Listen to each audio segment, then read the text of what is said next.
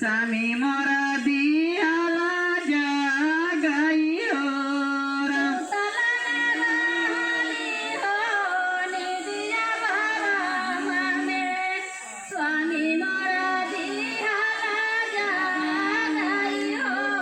उठाबो तो उठाबो हमारी तेरी आवाज़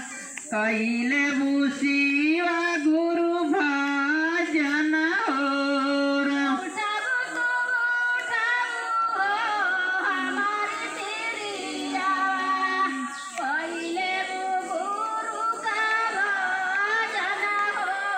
उठाबो तो उठाबो हमारी तेरी आवाज़ कइले बुसिवा गुरु भजन और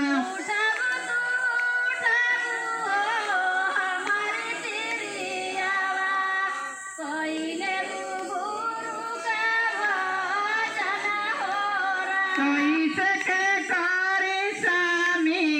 शिवा गुरु भजनिया सासु ससुर घरवा जगा और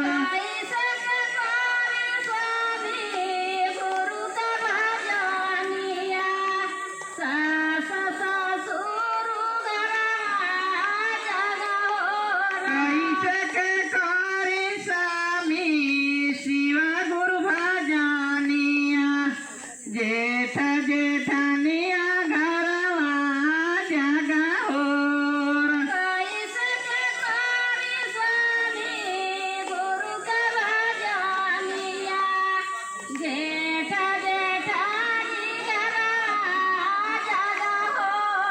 गुरु का भजनिया दाना मने मने होला जागे देऊ सासु से सासुरा और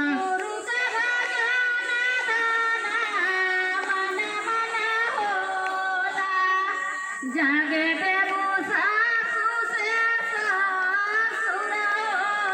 गुरु का भजनिया दाना मने मने होला जागे देऊ जेठा से जेठानी और गुरु का मन होला